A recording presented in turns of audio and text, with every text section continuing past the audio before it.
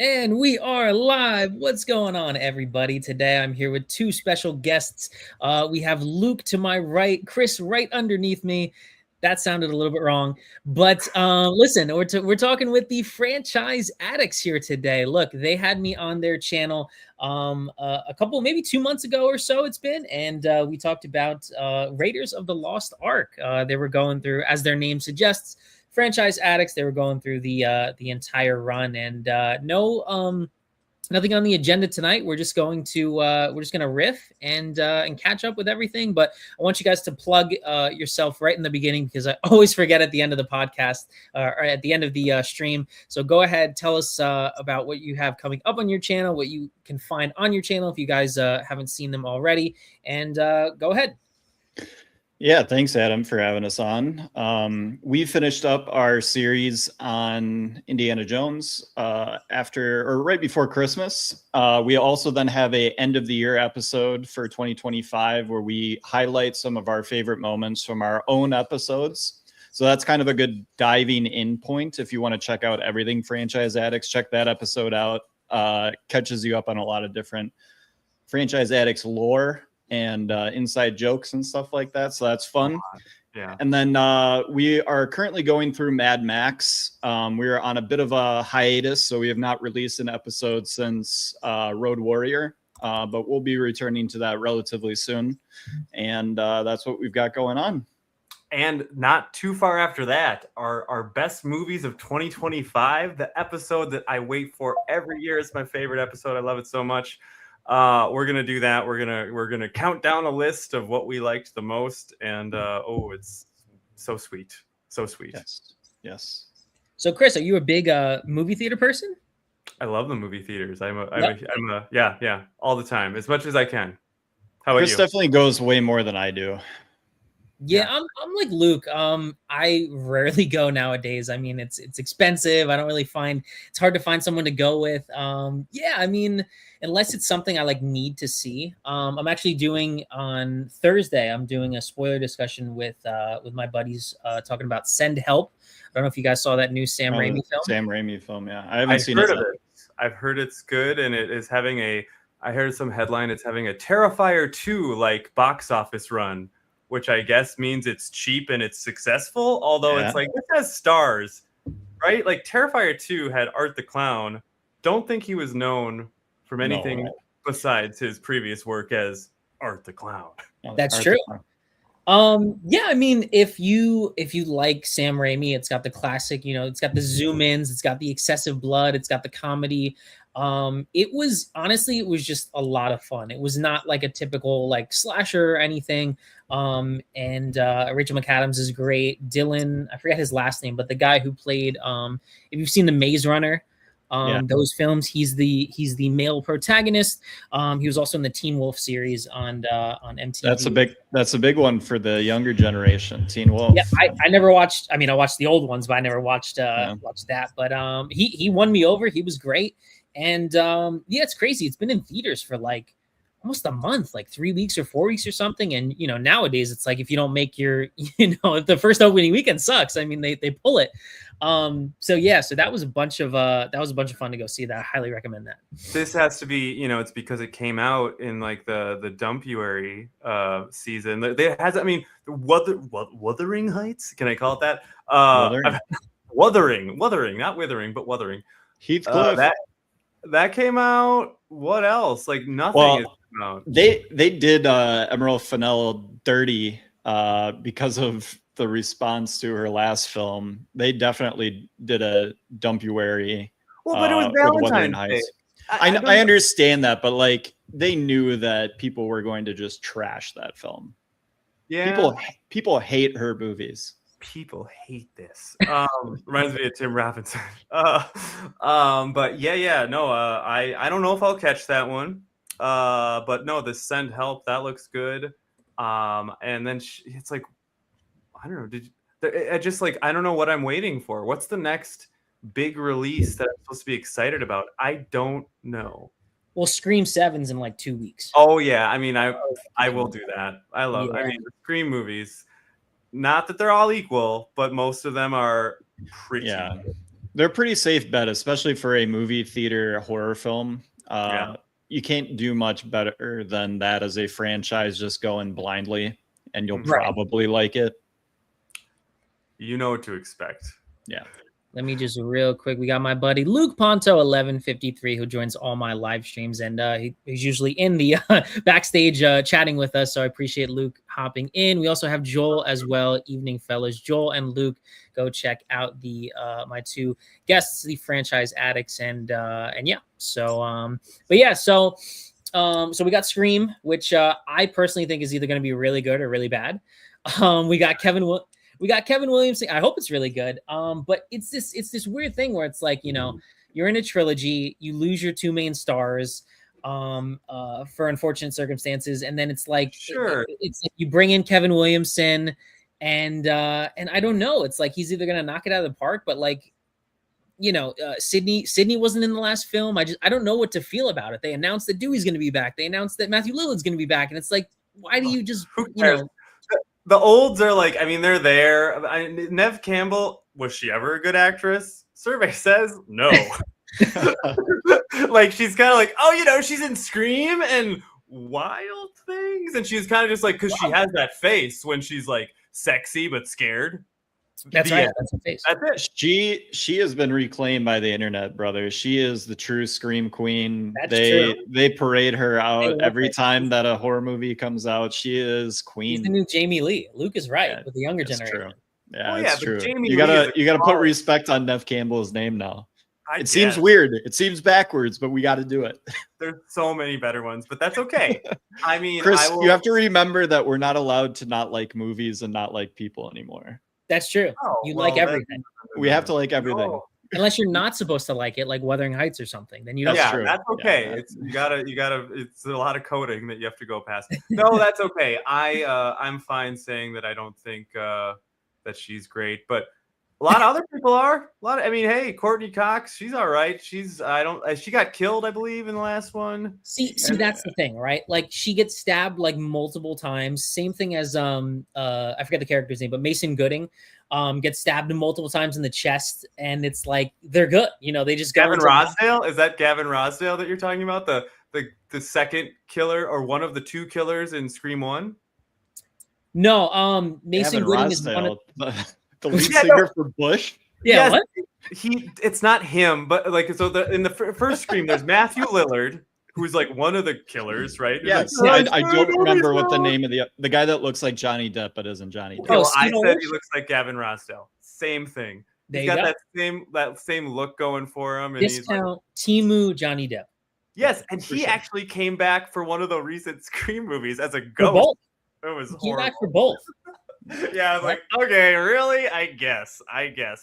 That was not the part I liked, but you know, hey, there was some good stuff. Is Jenna Ortega back? Do you know? No, I think she. I think What about Mikey Madison? Did she make it back? No, she's on her Oscar tour. She's never coming back. No. She's goodbye to her being in any big blockbuster movies. Well, you know, it's funny. Unless it's like a superhero movie, right? No, I have buddies that go to, or I go to conventions as well, and I'm like, you got her on the Scream 2025 poster. Like, good luck, because she's never coming back to the conventions again. No way. Or so charge $300 or something for an autograph when she used to charge $40. Well, let's wait 20 years. Yeah, we'll see how she's doing. Full circle. I mean, all respect, love Val Kilmer. Sad story. He was doing the conventions by the end. I mean, that's actually, now it's taken this joke and be like, oh, that's really sad. When did my point being, the mighty, they fall and then they go to the conventions because they're like, I need money. They need this money. Is the big Sarah Michelle Gellar comeback too. Like she's coming back for Appreciation again. Where is she coming back to? Wasn't she just in the remake of another horror franchise this summer? In I Know What You the summer movie. I Know What You Did last summer. The shitty Scream, the bad Scream. Yeah. But the one with the hook sailor guy. And Jennifer Love Hewitt. Love Hewitt. But so Sarah Michelle Gellar, funny story. I was on E! Entertainment as a kid, as a little boy. I was on that channel being interviewed, gushing about how hot Sarah Michelle Gellar was. You can find the clip because it was when Dawson's Creek, again, like R.I.P. was big, and so they we were in California on a vacation with my family, and my friend has bright red spiked hair, and I had blonde bleached hair because we were very cool and dark and angsty. And we saw this camera and it had the E logo, and we're like, just go by them and act like you don't have anything to do. And then we did, and they're like, hey guys, and they showed us a little piece of paper, and it had like the entire cast of Dawson's Creek and Buffy, and they're like, you want to talk to us about some of these young hot stars? And there I was talking. I need this now. I need this. I wish I could find it. In the chat, this needs to be this needs to be. Pull it up, Jamie. Pull it up.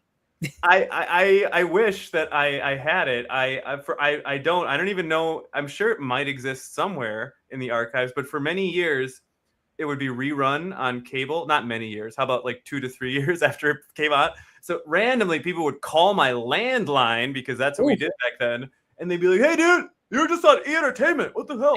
They would aim instant message you, right? Yep. That's right. Opus 463. That was my. Oh my. I had an opportunity because my dad worked for an advertising agency at the time to appear in a commercial that was going to be shown over March Madness. Oh. And it was essentially like recreating like Hoosiers. Like it was a kid out by a barn shooting at a hoop connected to the barn or whatever.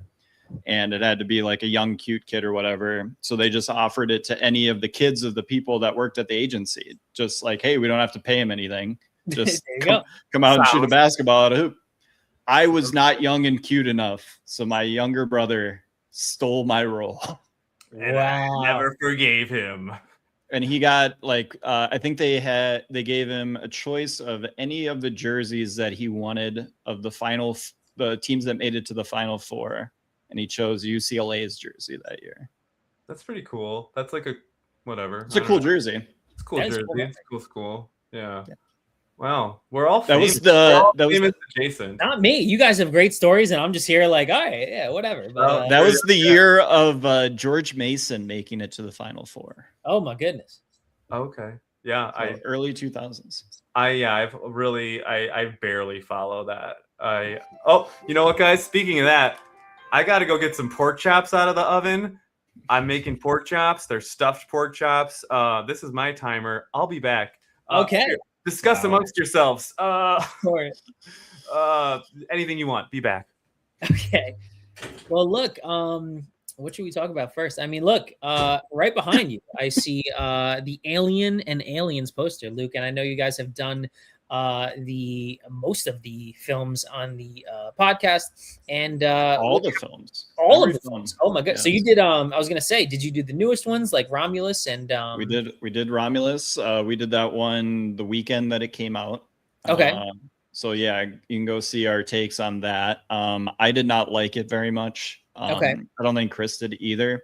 And then we actually covered Alien Earth for its entire run on FX, the first season, episode by episode. That one started off good, and then I don't think it landed in a great spot. But yeah, we had a ton of fun because when we were coming up with the idea for the show, we knew we wanted to do a movie-centered podcast. We just didn't. We needed to have kind of like a hook, an idea, instead of just randomly picking movies, which actually, in hindsight, probably would have worked out just fine. But we both were like, "Hey, like one of our favorite franchises is Alien." And then it got into the normal debate of is Alien or Aliens better? And so that just naturally progressed. And so we did the first two. I think both Chris and I land on Alien being the better movie. 100%. I'm the outlier. Yeah. Are we the outlier? I think we're the outlier. Oh, okay. No, that's fair. I know a lot of people. I feel like I run into more Aliens fans than I do Alien fans. Well, I mean, it's do you want that slow burn or do you want popcorn? And I definitely don't run into people that like Alien 3 too. Except when you look in the mirror. That's true. Yeah, Alien 3 is no. I love talking about Alien 3. I think the story behind Alien 3 is incredibly fascinating. I love that more than any of the other aliens. But when you watch the movie, you're like, ugh, damn. So Like, brown, why? so Why did they brown do and dark, and so much running in tunnels where you're like, what's, and then the actual alien looks horrible. Yep. It's genius. It reminds me a lot of the first film and its tightness, the very condensed surrounding area. Has the most iconic shot of the franchise. That close-up. The close-up of Ripley and the aliens' faces looking at each other. Yep. Just, beautiful. I mean, Alien 3 is slept on, in my opinion. And then Alien Resurrection and Alien Romulus are essentially the same movie. Hey, Romulus is a little better. Is it? Yeah, no, because Resurrection is really bad in certain areas. Like the newborn There's some is cool stuff in it, though. horrific. It's bad, but it's cheesy. Like I could put on Resurrection and like I could have a beer and watch Resurrection with you guys and like not get angry at it. But how? Oh yeah, we'd be joking and having fun the entire time. Alien 3, I just get angry and just want to throw my TV out the window. That's how I feel about Romulus most of the time.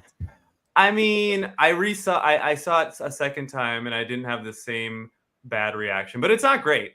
Prometheus and Covenant. Oh, elite. So good. Elite tier. He needs bring us Aliens Awakening, Alien Awakening.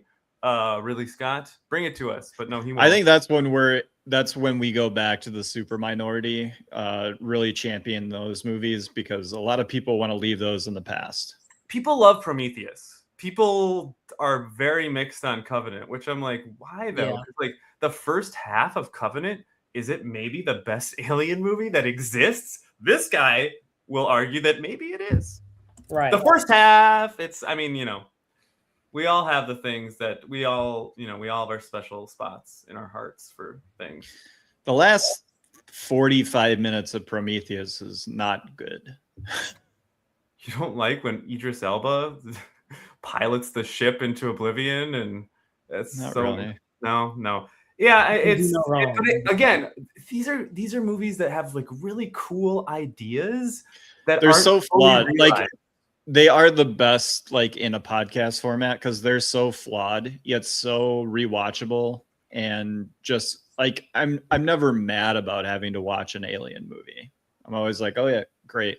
Now I was mad about having to watch some Alien Earth episodes, but the movies, for the most part, I can tolerate all the way through. What about Alien versus Predator? Fine, not throw great. it on. It sucks. Fine. It's not. Yeah, it's fine. It's dumb. It is a watchable movie. Which one? I don't know if it's both. I mean, you guys, I haven't seen them in forever, but I remember watching one of them on either cable or whatever streaming service. I'm like, why is it so dark? Like I can't see Requiem. The second one. Yeah, good question. We asked the same thing. It's I answered it. Art. It's art. Or it's like we didn't have that much money, so we need to make it dark so the effects don't look bad. Cool.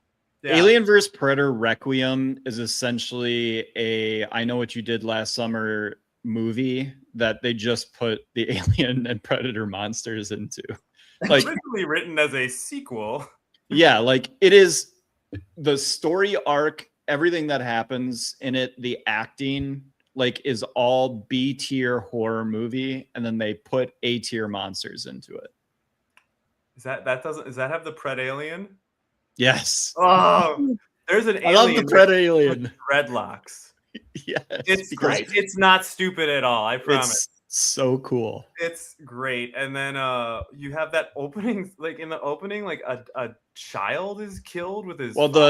So Adam, I don't know if you've revisited this movie recently, but the conclusion to the film, the only way that the U.S. Army could figure out how to destroy both one alien, one xenomorph, and one predator in this small town in Colorado was to drop a nuclear bomb on it. Seems good. Yeah. Seems like a good idea. And they do that. That is how the movie ends.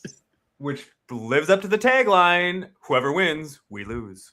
Yes. Right. And we do lose both. And people in the movie think that screenwriters everywhere in Hollywood should consider that more often for the endings of their films, where you're just like, instead of writing a bad ending, because most endings are bad, just drop a nuclear bomb on the town that your movie's set in. Is that what happens at the end of Wuthering Heights? It could It be. might. It is what happens at the end of Eddington. Oh man, Eddington. They're just like, these people, we don't need them anymore. Boom. I love it. I mean, that is a heavy movie to unpack. Love it. It's definitely going to be on my list. But yeah, no, the end turns into a crazy nonsense. But that's kind of that's Ari Aster's been kind of I don't know. That's his thing. game, man. Yeah, just like take it up to 11, have Joaquin run around like a crazy person being tortured, and he takes it to 11, and it's having sex with Parker Posey. It's one of the two. I am not an Ari Aster person. I don't get it. I don't claim to get it. Before, Chris, I know before you hopped in, we were talking backstage about like the Oscars and everything. I'm like, the artsy stuff. I'll be the first one to say I just need like violence and stupidity and whatever. Like I don't know how to say it. The movies that are artsy, I'm usually not into. So we talked a little bit about like Marty Supreme and like stuff like that that I haven't seen. But where do you land on the Oscar bait sort of movies? I'm very pretentious and I love it all. Okay. So no, I've seen I think I've seen all of them. I like that stuff a lot. I'm not that. I mean, sometimes it's not always great, and I know, like it's just like it's coded right as like this is for very smart, intelligent people, and not always, but like sometimes, and like that's fine. I get the whatever. It's not necessarily. It's just another genre of movie, but there's some really great stuff. I don't know. Marty Supreme, pretty good. Hamnet, okay. Would you watch Marty Supreme again? I would, because I was in a bad mood when I saw it. You're in a bad mood. I didn't fully appreciate it, but yeah, I think I would. I was telling Adam that like after I finished it, I was very satisfied. It was exactly what I thought it was going to be. It was exactly what I wanted in a lot of ways, and I have no intention to like if I like sat down and someone else wanted to watch it, I wouldn't be like, no, don't put it on. But like once it comes to streaming, I'm not going to be rushing to watch it again. Right. It reminds me of If I Had Legs, I'd Kick You, the Rose Byrne joint. Roseburn. Awesome movie. Rose Byrne. That's a Rose Byrne. So good. She should get the Best Actress.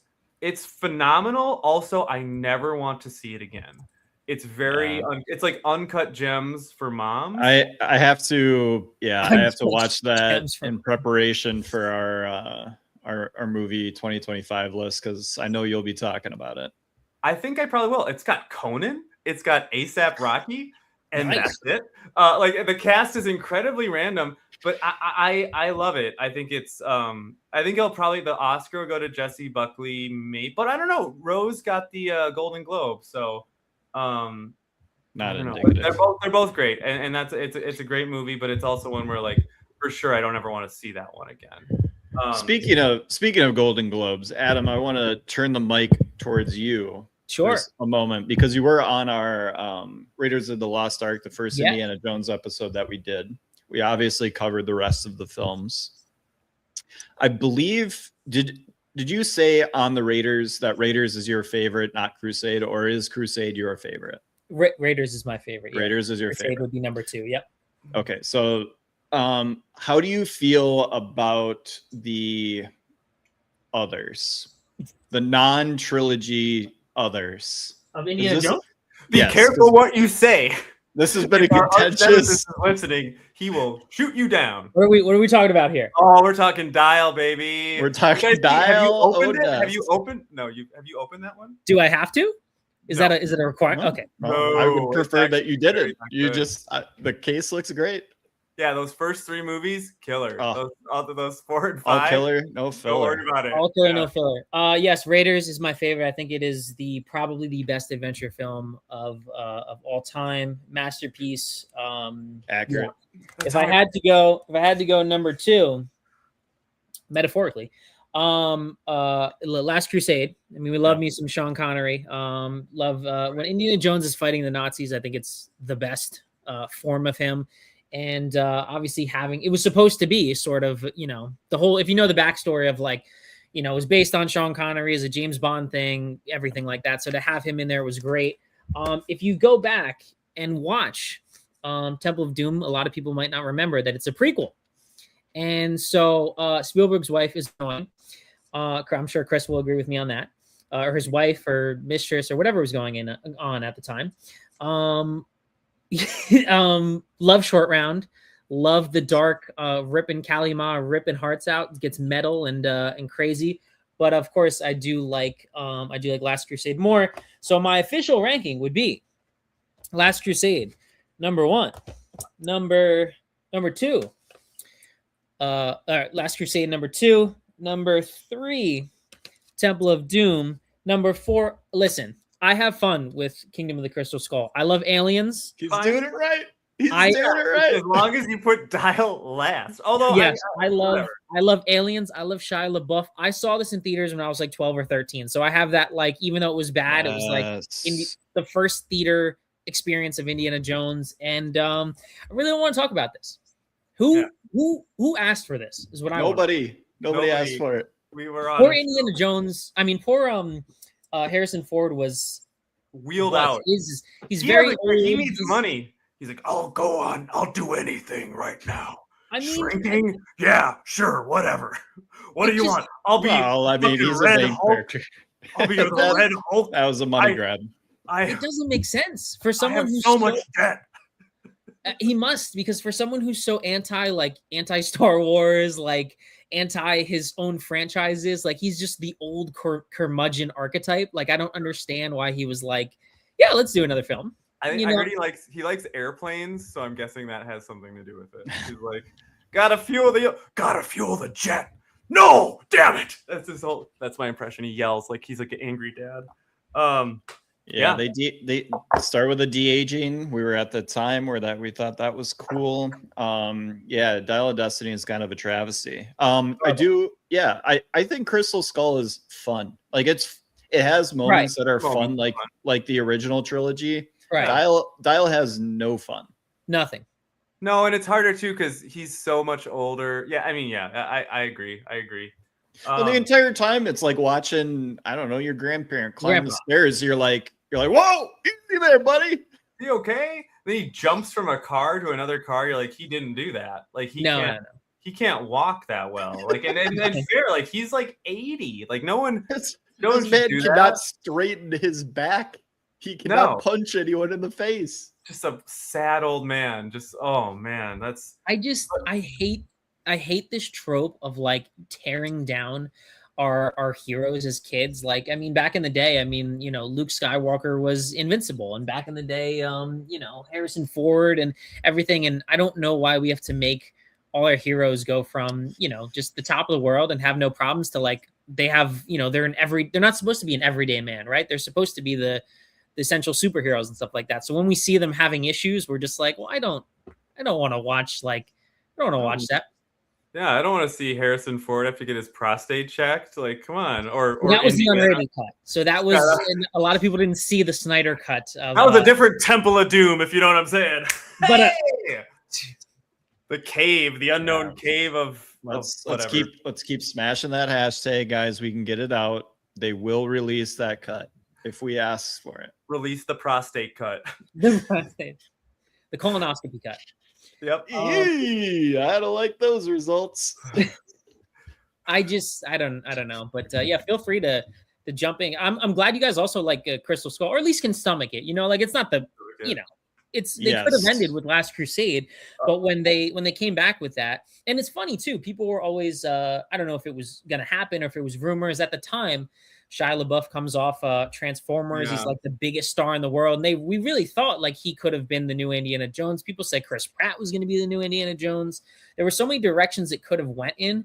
And I don't know. But I do still have fun going back with it. Marion's in the film as well. And she gets this super mini, thing that's just dumb at the end of end of Dial of Destiny, just to have fan service. Yeah. But they had to like explain why she's not around, which is stupid. Like the son passed, or Shia LaBeouf. They had like obviously their relationship got complicated after that, and they're like make up at the end. It's like, well, then pick one or the other. Either they don't need to make up at the end, or she's in the entire movie. Pick one. Right. We only could get her for one day. So we had to write this ridiculously convoluted character piece for her. So since I got those pork chops out, I have to be real. I've got about 5 minutes, and then I got to go and feed these kids pork chops. Feed those kids. Lightning round? Is there? I mean, what do we want to do? Gosh, I hope you guys stay. But I just want to be upfront about my need to leave for those pork chops. No problem. We're doing lightning round. Well, one thing I have to ask you, Chris, because obviously, well, I was pulling from Luke's poster behind him with Alien, but Chris, right behind you have Pulp Fiction.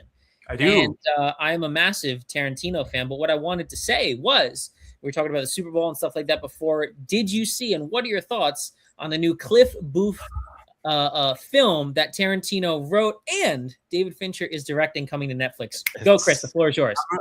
I'm super excited. I had a lot going on during the Super Bowl, and I did not see that trailer or whatever it was. I got to go see it. I'm going to go see it. But I didn't. But I'm super excited. Of course. How could you not be? I don't think it will. I think it'll be probably like decent. You know, like, will it be the heights of an actual Tarantino movie? Well, probably not. But I mean, you get some Tarantino writing, you get Brad Pitt, you get Fincher. You're gonna have some good stuff. So I'm very excited. Do you know when that is getting released? Sometime this year, right, Luke? This year, yeah. All right. Well, that's a hot anticipated. Let's put it this way. This has been tried once before, where we've taken one of the most talented screenwriters in the business and we've paired him with a one David Fincher. And the last time we got The Social Network, which is largely considered to be one of the best movies of the last 25 years. Yeah. It's happening again. Tarantino is arguably the best screenwriter working. Okay. And it all started with Alien 3, Chris. Full circle. It did. Well, and the music videos, and then, oh yeah, lovely. Let's get into that. No one, when he is motivated, is more locked in than David Fincher to deliver what is expected of him. Well, have you guys seen? I think his last film was called The Killer with Michael Fassbender. Yeah, it's really funny. My and Chris, whenever you have to go, feel free, no worries. But I had a bunch of fun with that. It was not on my radar. I didn't even know when it came out to Netflix, because Netflix drops however many movies every weekend. But I was like, oh, it's my old boss told me it's Michael Fassbender, it's David Fincher, and I don't know if you guys listen to the Smiths, but the Smiths are in the soundtrack, and they're a great 80s band who I love, amazing. And it had this cool little like gimmick to it where it's like there wasn't really any cutaways. It was kind of like we follow the main character the whole time, and it wasn't I'm not here to say it was his best film or anything, but I had a lot of fun with it, and I need to rewatch it at some point. It's an extremely good film. Yeah. Love Fassbender. Love doing this. So I know I have to unfortunately head out early, but guys, this was so much fun. Adam, thank you so much. Please have us back. I would love to do this when I have no pork chops that are cooling off. But hey, thank you so much. Hey man, ship me those pork chops, man. Let's make it happen. All right. See you. All right. Later. But yeah, so you had fun with that film. Yes. So I understand, because it does get criticized, or it is seen as a lesser of his works, which is fine, because Fincher's stuck in this Netflix contract that he's been on since House of Cards, and we've gotten some good stuff out of it.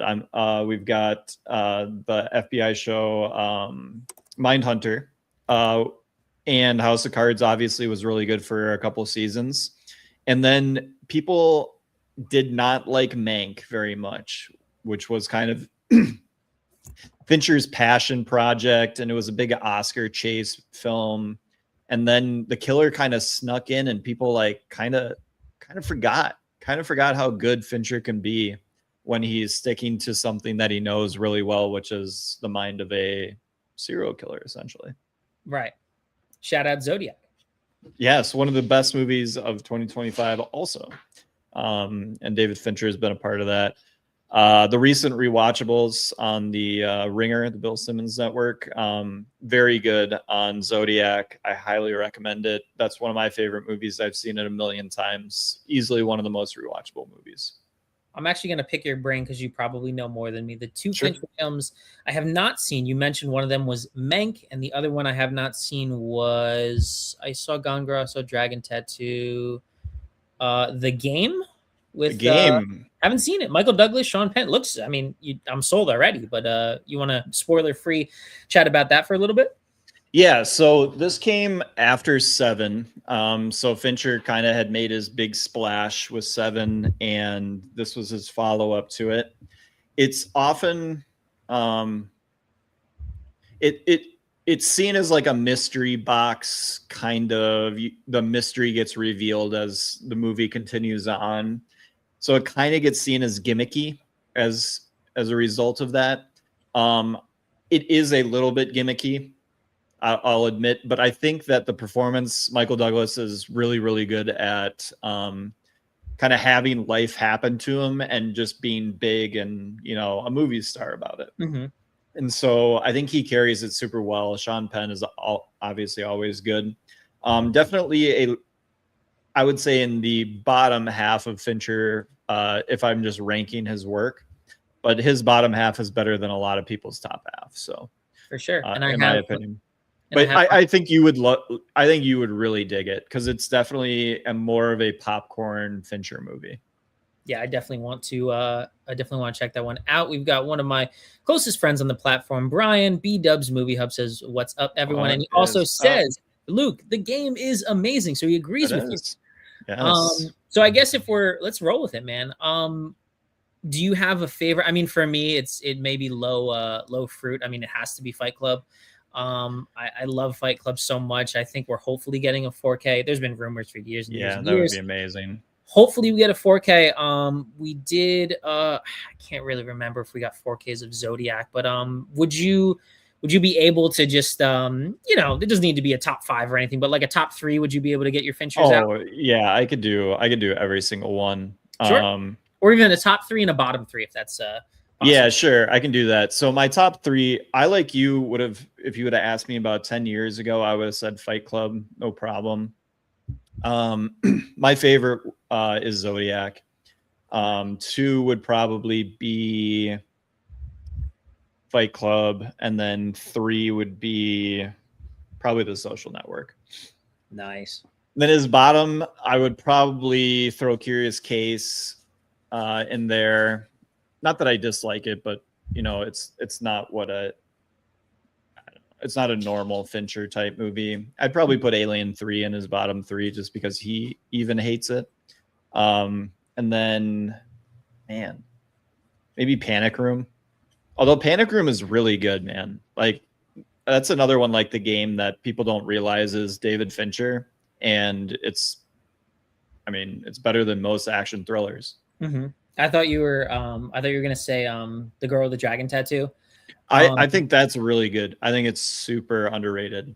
Now, see, have you so my mom, I haven't read the book. My mom read the book and didn't like it, didn't hate it, but didn't like it as much. But what was his I don't know how to word this, but I think it might be a foreign book if it was like Swedish or something or whatever. Yep. But what was his sort of MO of, again, he's on top of the world at that point, late 2000s or whatever.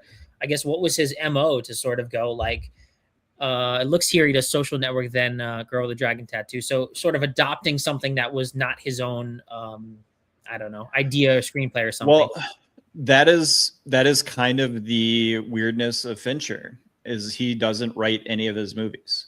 Now, he's an author in his own way with the camera and then obviously like being in control of the script and stuff like that, but he does not do any of the writing. So he is always kind of a for hire gun for these stories that people want to put out. Obviously, with The Social Network, you have Sorkin. I would imagine that script was just like anyone wanted to direct that. Luckily, it got to Fincher. With Dragon Tattoo, I think it was just the same thing. I think that book, people really wanted to adapt it. There had been adaptations done in Swedish, in Sweden, but obviously in Swedish. So it was subtitled movies that went through the entire series.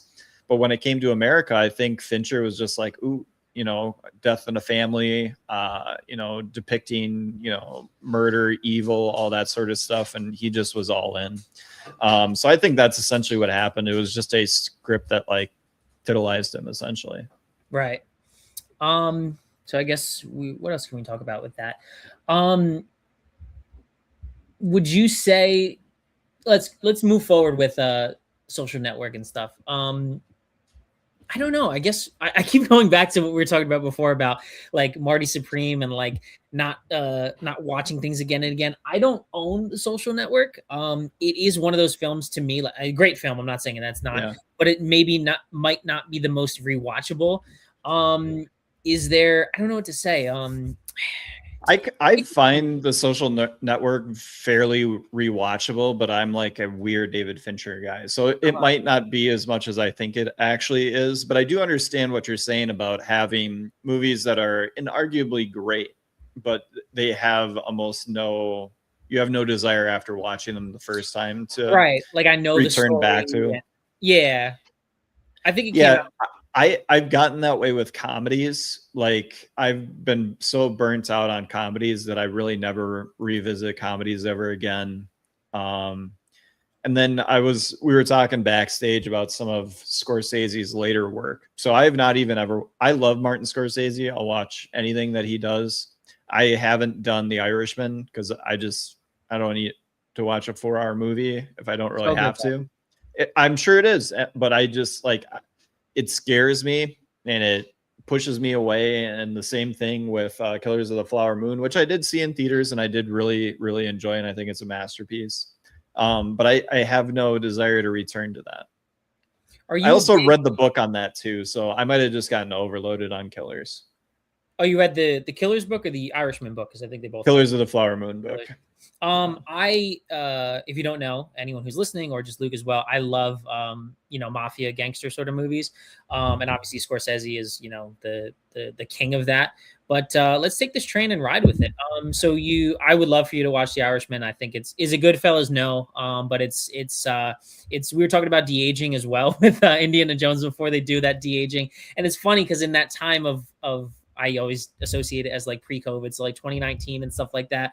You could do the technology, but they sort of had like the dead eyes on Robert De Niro and stuff like that, and you can tell there's a scene where he's fighting a shop owner, and he moves stiff and stuff like that. So you're gonna notice those things. But it is really cool that they were able to one last time get all of them together, because you get oh my goodness, what's his name? You get what's his name, who hasn't acted since like Home Alone. Oh, Joe Pesci. Pesci came back and did a great performance as well.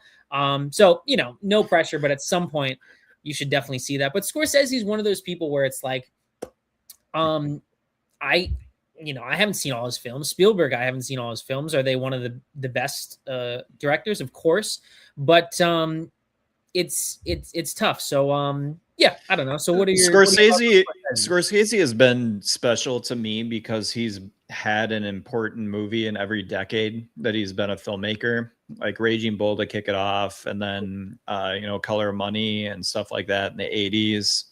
Obviously, all the other works. But what?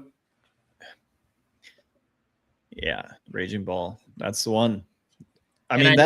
Real quick, sorry, I know Michael. Yeah. Hey, Michael, I know you just got this on 4K. Drop in the chat if you watched it yet and what you thought about it, because I don't think he's seen it before. So. Oh, excellent! Yeah, seen it at the highest quality you can. That's another film that you don't want to watch a lot because it's very depressing. And no, it is not Rocky. Whereas you can watch Rocky over and over again. You don't want to watch Raging Bull over and over again. You don't want to watch Taxi Driver over and over again. But you can watch Goodfellas over and over again. Taxi Driver is one that I have seen a bunch. I know that's strange, but this one I've watched like 3-4 times or whatever. But Taxi Driver, for some strange reason, I'll watch again and again. And that was one that was so ahead of its time. Yes. Like if you really want to get into whole mental health and all these other things, and wow, that film is. What's crazy is that film would be a TV show now. How so? For sure, because it would be, you would follow Travis, and you would learn more of his backstory. You would learn more about his suffering from mental health issues and stuff like that. Mm-hmm. You'd be able to go into more like, what does he do on a Tuesday? Right. he would become that kind of anti-hero, and like maybe still does kill people and stuff like that, but he evades and gets away with it or whatever. Like it would be based around that type of character that we've seen over the last 25 years in prestige TV. Right. At least in my opinion, that's just where I think it would land. No, I agree, and I'm glad you because it kind of explains why certain, because this gets complained about all the time when people talk about movies, is they don't make movies like they used to. And the reason why, largely for that, is they just get turned into TV shows. I mean, imagine a franchise about Breaking Bad, where it was 3 movies telling that story. Mm-hmm. Your hair would be just on fire. You'd be like, holy shit, these are the greatest movies ever made. Right. Like, we just don't have those opportunities anymore. Like those types of stories, that type of screenwriting is just gotten taken to TV, and it's great. Like, obviously I love watching, 60 episodes of Breaking Bad. Like, that's cool. And that's, in some ways better, in some ways worse than having, 3 2-hour movies. But like, that's what happened to movies, man. Yeah, no, I love that take. I have a video, maybe I'll send to you after this, about TV shows versus movies versus video games, and just the different mediums of how they can tell a story. So whether it's like you're playing The Last of Us and you're actively you're doing what the character is doing, so there's that more emotional weight on you. And then when you're watching something, basically pretty much just what you said, if you can tell the story in 2.5 hours or something, that's that's great. I'd argue that's why season 2 of The Last of Us doesn't work. Sure.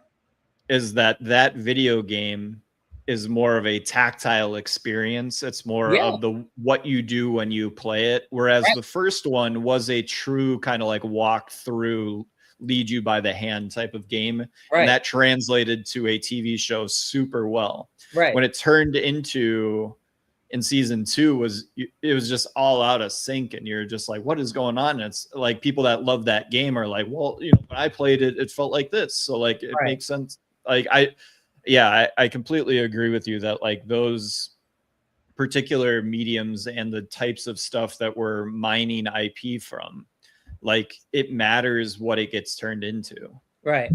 And it is that weird thing where it's like, I kind of myself personally have like the angel on one shoulder and the devil on the other, where it's like, I don't know if you saw it, but I loved Welcome to Derry.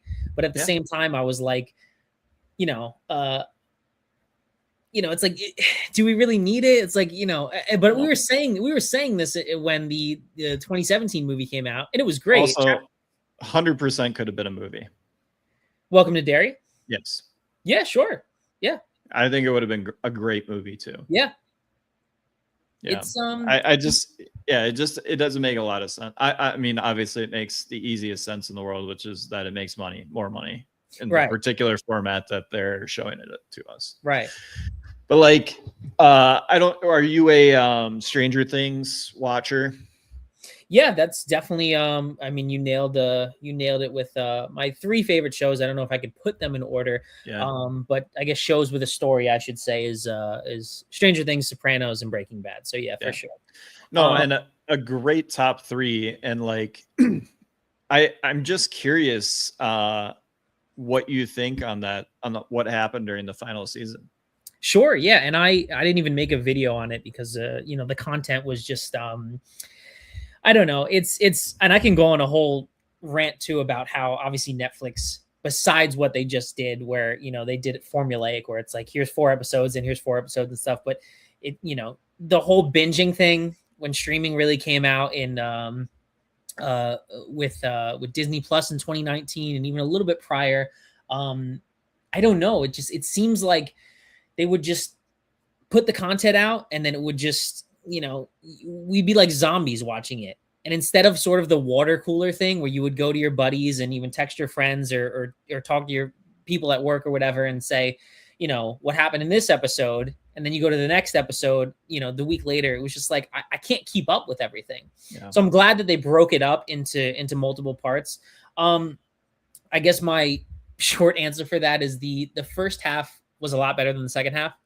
It got me engaged. It got me, you know, the whole Henry Creel's backstory, you know, Mr. Whatsit, Mike's little sister. I was into it, and then it sort of was, you know, prolonged, and episodes could have either been trimmed down or they could have been. It could have been 3 episodes shorter. Sure, it could have been 3 episodes shorter. I enjoyed the ending for what it was. Yes. I don't think it, you know, I don't think it knocked it out of the park. I don't think it was horrible. I think it was kind of, you know, in the middle, maybe like a 3.5 out of 5 or 4 or so. I think the epilogue was phenomenal, and they really needed the epilogue to flesh everything out. I loved what they did with Eleven's character, which listen, she's, you know, spoiler alert, everybody, but she's gone, you know, she's dead. But I do like them leaving it up to you, saying like, oh no, maybe she could be out there somewhere. It gives you that little positive hope of something. I love how each character got their own time to see where they're going to go, with Hopper and Winona Ryder, and with the older kids, you know, sitting on the roof and talking about like we haven't seen each other in a while and all that stuff. Where the fight, I don't know, I think it had pacing issues, right? So I think like with the fight, it was like, why are we fighting over like Nancy when we're like, you know, we're doing this brisk walk towards the mind flare, that huge object or whatever was going on, and we're just kind of like having a fight over Nancy. The whole Nancy as like, I don't know how to describe it, as like, I don't know how to say this, but like she's like this badass person or whatever. Like it's fine, I'm not trying to whatever, but I don't know. I think that was kind of like beating a dead horse for a little bit. Like, you know, Jonathan's the nerdy guy. He doesn't need to be Rambo, and Steve is like sort of the jock guy. So I guess it would have made more sense if he was kind of that way.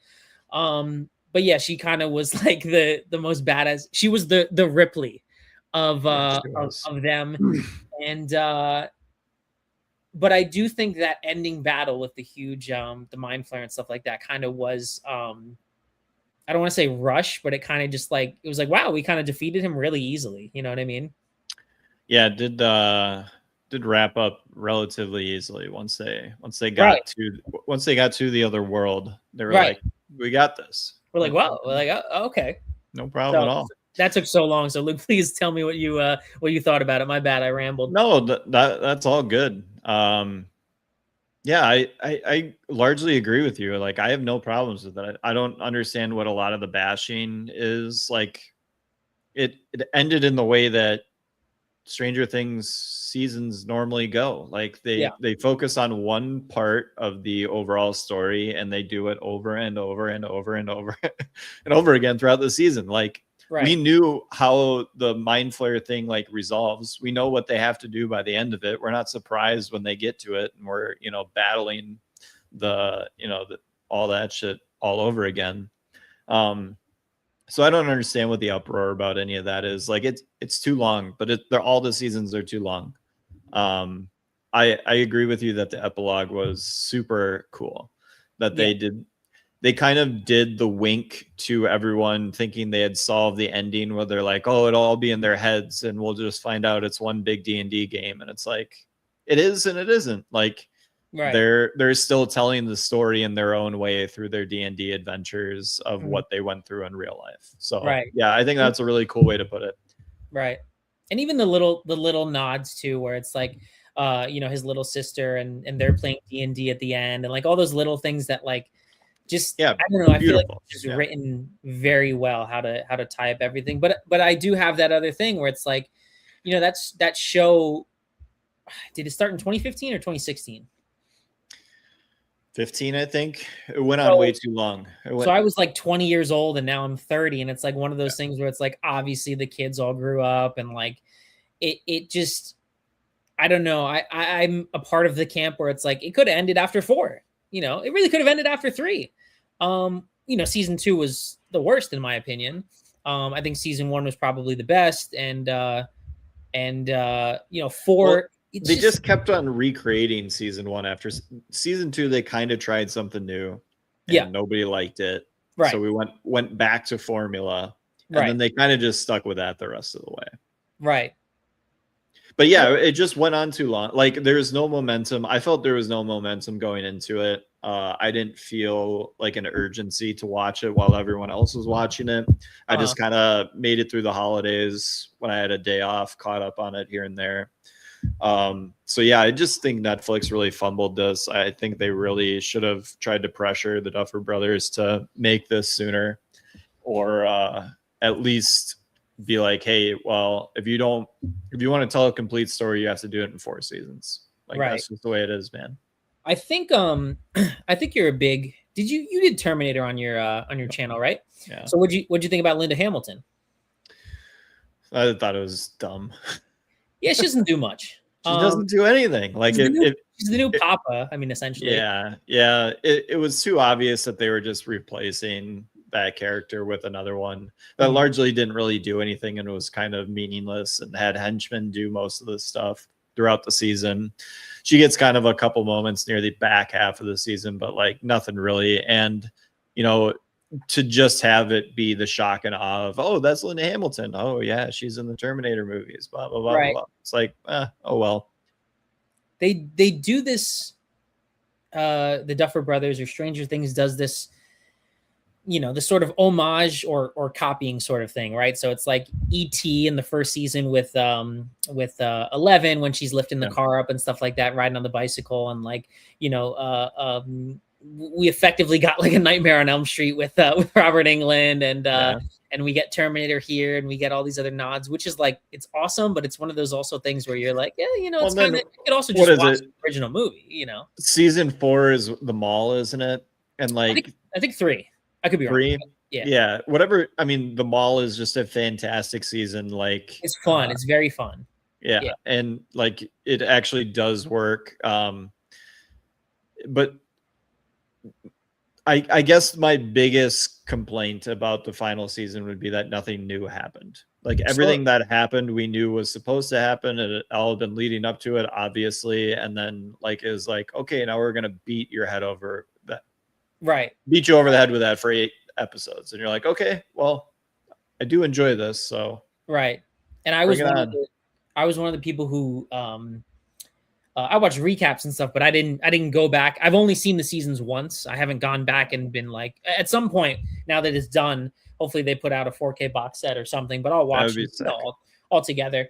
But I feel like they didn't have the idea of I can't remember their names when I'm on the spot, but the little sister, when she's just not even in like a season or 2, or she's so little that she doesn't speak, and all these things, and now she's making her like the main girl in trouble, or main character in trouble, was a really odd choice. Like, right. I guess we'll start caring about this girl. Right.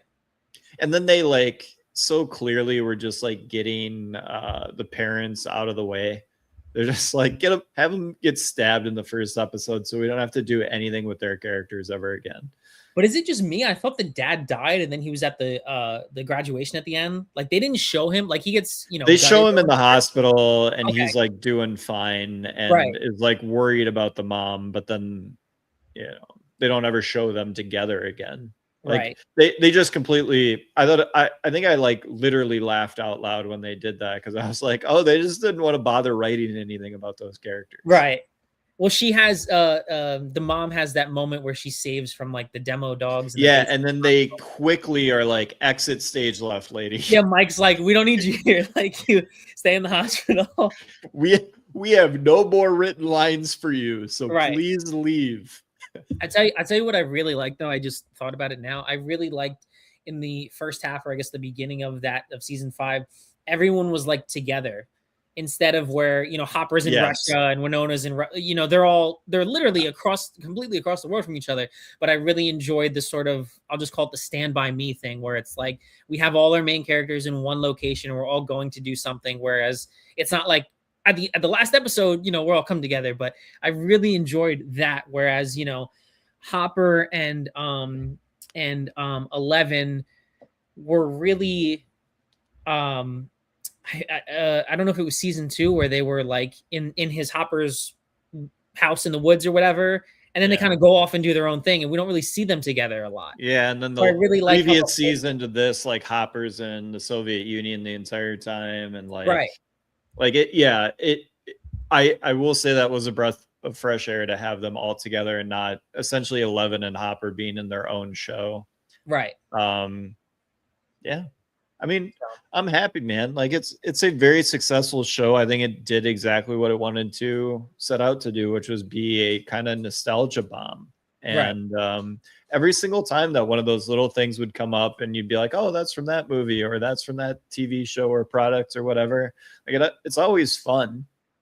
I just wish that like it didn't stretch for so long that they would have, you know, with some urgency wanted to get the story done and not worried so much about doing it absolutely correct with the CGI and all that stuff. Because at the end of the day, like when I go back and watch it, do I care about watching the fights ever again? No, I'm going back for lines. I'm going back for character interactions and stuff like that. Right. And yeah, I guess one last thing I'll say about it is that when you go back and watch, I guess the first 2 seasons or so, I mean, I wish there was. It seems like the Duffer Brothers didn't have an idea for Henry being the killer until like season 3, or being the main villain, right? So it was really one of those things where it's like, you know, you can't have the same killer every single year, but we have Billy one season, and then we have you know, obviously Papa and that organization and stuff like that. Yeah. But it kind of just was like, you know, that's where I think season 4 really could have ended. Yeah, I think they overpowered 11 and were like, oh, we need a bad guy that essentially has her powers, but better. Right. If we're gonna ever have her go up against a bad guy again, we're like, we have overpowered her like crazy. Right. And so I think, and then you can just feel them like putting in backstory to like add more like, whoa, there's that connection too. Although I will say, like you had mentioned, the backstory stuff in the final season is really good. Yeah. I do think it was. I'm not mad at it. Yeah. But yeah, so what's the other thing we can talk about? Well, you had said that you're into mob movies, and we did do the Godfather trilogy in 2025. And I don't have the third one. If that tells you something. I'm going to bring it up because it is the main topic of conversation when the Godfather gets invoked. Sure. It's the third film. Rewatching, you know, with a purpose to obviously do episodes on it, having my, you know, I was laser focused, not like with my more recent watchings of the Godfather, which is usually having it on in the background. 3 is a lot of good stuff, man. Like there's humongous flaws and like obviously like real problems, but there's some really good stuff in 3. I haven't seen 3. I don't want to just be like, you know, what everybody says, like it's, you dump on it, whatever. I haven't seen 3 in easily 7, 8, 9 years. Yeah. The first 2 are obviously masterpieces, and for me, I'm Godfather over Goodfellas, although I would never be, you know, mad at anyone who says Goodfellas is better. Goodfellas is better. That's fine. Totally fine. People can either say can even say they like Godfather Part 2, although I would say you're wrong. I think the first one's better. I think the first one's better. I understand what they did, but it's, you know, you have to go forward, you have to go back, you know, you have to stuff like that. Yeah. But I'll take listen, I like De Niro better as an actor and as a person, but I like Marlon Brando as the first movie better than Robert De Niro playing him in a younger situation. If that makes sense. It's perfect the way that it is. Yeah. 2 is a perfect sequel. It's just not better than the first one because it wouldn't have existed without the first one. Right. And the first one is like a perfect movie. Like it just is. And the second is really good. The big theory that I had coming out of the second movie is that shout out RIP to Robert Duvall. But I felt that the Robert Duvall character he is the main villain of those two movies. Okay.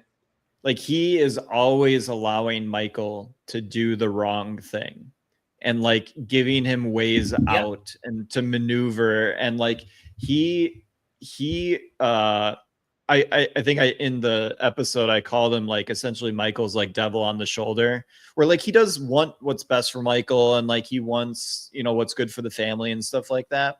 But when Michael has a crazy, you know, power fueled idea and stuff like that, he's always the guy that's like, if you want to do that, I can make it work.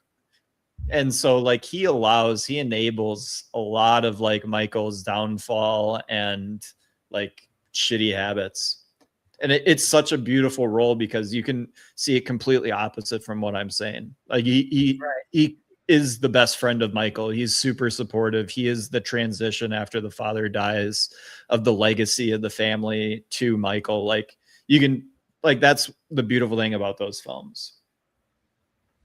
Yeah, I need to go back and watch the third one with the and see what you're saying about that with Andy Garcia and with the Garcia's performance is exceptional. He's so good.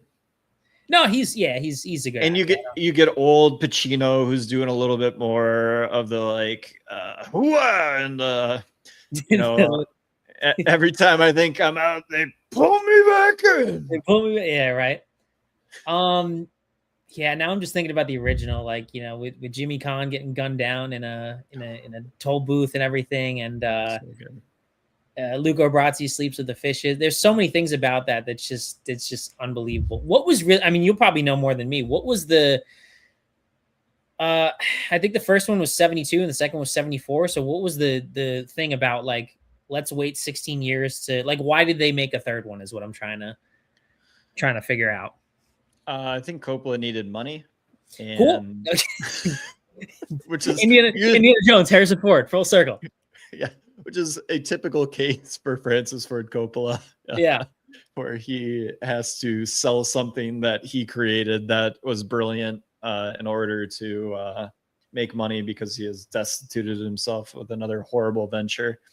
Yeah, I think that largely was, obviously the studio wanted a third one anytime a Godfather mention got up. And then it seemed I think Coppola still claims that like there's a good movie in there, but like he just doesn't take ownership of the Sofia Coppola, you know, performance or anything like that. Yeah. Like it was such a, it was a man who had gotten too fat on his success of the first two movies that thought he could just wing a third movie. Right. And it turns out that if you write a half baked Godfather idea and get most of the performers back and fill in with like Andy Garcia being fantastic, that like a good movie emerges.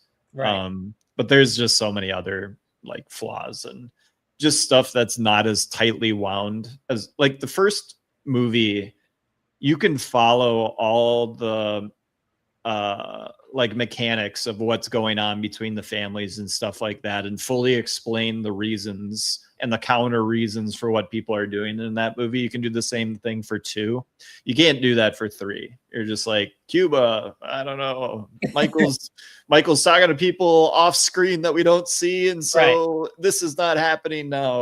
Okay, I guess I got saved. You're just like, a lot of the, you know, the mechanics are hidden in 3 because Coppola was just mailing it in. Right. Have you seen there was a show on Paramount Plus that like described the it was The Offer. Okay, yeah, it was so good. And I'm not a mini series. I'm really not a TV person. I watch movies way more often than mini series or long TV shows, but I thought that was so good because I knew nothing about it. But the beautiful thing is that if you're not a TV show guy, but you are a movie guy, The Offer, which is the TV show we're talking about, is about making movies. Right. Like, it's about that process. It's about essentially what a producer does, which is you're the business side of the project, man. Like, you got to keep the engine running. Right. And you have a lot of like cantankerous artsy the mafia people. doesn't want you to make the movie. Like, yeah, the fucking author and Coppola like eating spaghetti and like hanging out, drinking a wine in a beach house. Well, they were saying that butting they're heads in the beginning, right? Yeah, Mario Puzo, the author. It's a great show. If you like the behind the scenes of movie making, it can't do much worse than, you know, watching someone create The Godfather. Right.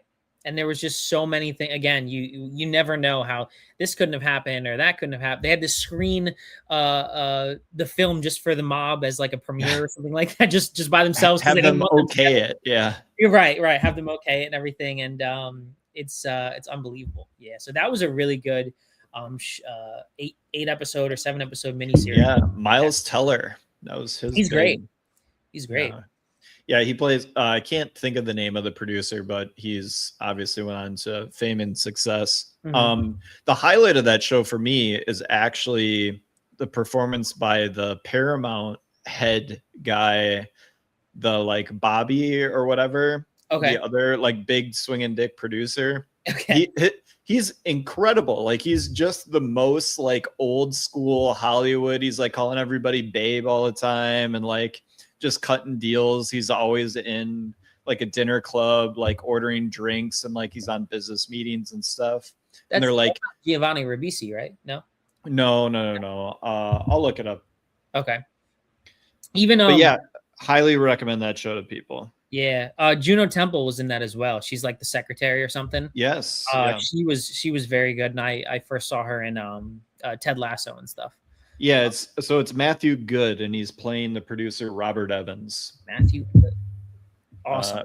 Who goes by Bob Evans, and there's like he had a funny like nasally voice. I remember. Yeah, he's like, "Hey guy, what you doing?" Right. That type of thing. But he's like a legendary Hollywood old school producer. Like has books written about all the crazy misadventures that he went on. You know, boozing all over the town and stuff like that. But yeah, very winning performance. Very cool behind the scene look. The Offer, Paramount Plus. Cut me a check, baby. Yeah, exactly right. Doing all your promotion. That's right. Well, one last before we get out of here, we'll do one last little topic I want to talk about. But you somewhat spoke about it a little bit. We lost recently. We lost Robert Duvall. We lost James Van Der Beek, and we lost Catherine O'Hara in like a 2.5 week span. They come in bunches. So they always come in bunches. They really do. I don't know if you're Italian, but a lot of people say bad things come in threes. Yeah. Or maybe that's just a superstitious thing or whatever. But we've said that for a while. But yeah, I don't know if you want to talk. We'll talk about all of them. But first off, we'll do Catherine O'Hara. But I mean, she was sort of like the mom to so many people with Home Alone and with Beetlejuice. And I had recently, honestly, like two or so weeks ago, watched the John Candy documentary on Amazon. Yeah. And I had no idea she was like she was on like the Canadian SNL, and that's where she met like Eugene Levy and all that stuff. And obviously I knew she was funny and did comedy and stuff like that, but I had no idea. And it's so sad because you watch that, and obviously he was talking about the passing of John Candy, and maybe that came out a year ago or something, but I had recently just watched it. But yeah, so Catherine O'Hara, James Van Der Beek, I've watched a little bit of Dawson's Creek, just that typical 90s, you know. You can even go back now and it's all, even though it's very set in its time, you know, he's climbing up the window or she's climbing up the window, Katie Holmes, and going to his room and stuff like that. His Varsity Blues, which is even more sad because Paul Walker and Billy Bob are not with us anymore. I know. So Scott Conn, we need Scott Conn. I was gonna say, and yet, what's his name? The coach is still kicking around. Oh, the old guy, yeah. Isn't he? God, what's his name? He's a legacy. Scully's dad. Yeah, which doesn't help, but yeah. Jon Voight. There you go. Yep. He's got so much angry Republican energy in him, he can't die. He's got it all. I always do the James Van Der Beek, I don't want your life. Like he does the country accent. Like they're throwing the footballs and hitting the beer cans on top of each other's heads. And the whipped cream surprise too. Allie Larder, shout out New Jersey native. Yeah, Ellie Larder, who then got the role in Heroes, and everyone fell in love with her again in Heroes. And like, what else? Final Destination. Shout out Final Destination 1 and 2. Yeah, Catherine O'Hara, I just wanted to mention that she's so funny in the recent show on Apple TV. No, what's the show? Is it The Studio? I don't know. On Apple TV. Haven't seen it. The one with Seth Rogen. Yes, The Studio. I haven't seen it. So she plays a production agent in that show, and she's hilarious. Basically shooting that up into her ultimate demise, but yeah, still kicking, super funny. Yeah, I watched Home Alone over the holidays, so fantastic, great to see her in there. Yeah, just one of those when she would show up in a comedy role, like as either the mom or the wife or something like that. Just, you always knew you were in good hands if she showed up in a comedy. And then obviously the big dog Duvall, just legendary. One of the greatest 5-minute performances of all time in Apocalypse Now. He just shows up and just takes over the movie. He's just that kind of performer where you'd throw him the ball and he just always scored. He is unbelievable force to be reckoned with. Yeah, Duvall's it's hard for me a lot of times to go back to, movies from the 60s and the 70s and stuff like that. So I haven't seen, a bunch of his films, but even who remembers Kicking and Screaming, man? I mean, that's one of the first things as born in 96. I mean, that's one of the first things you really see him in before you see the guy, for me personally. Yeah. And he steals the scene in that. He steals the scene in what you're saying, Apocalypse Now. And that one hurt a little bit less because God bless him, he was 90 something years old, 95, 94. Yeah. Obviously James Van Der Beek was younger, in his 40s and stuff like that, and was dealing with cancer, which obviously is horrible. Yeah, man, it's crazy. It's I don't know, but we miss him, and it makes you now want to go back and watch those films, Apocalypse Now and Godfather, and yeah, that is, there is a silver lining to it all, because when these guys do pass, Twitter becomes a fun place to be again, because you just get to scroll through everybody posting different scenes and stuff from their movies and TV shows that they appear in. And you get to kind of do that walk through the memory lane again. And it's fun. Well, it's actually really funny you said that. And we were talking about The Godfather, but one of the scenes from the first Godfather, where the five guys are eating dinner at the table. They said, I never realized until now that all the actors, the way they left the scene, they all died in real life. Fredo leaves first. I don't remember his real name. John Cazale. He died first, and then Jimmy Caan, and then now Robert Duvall. They kind of walked together. I just saw the scene today, so I remember. But they kind of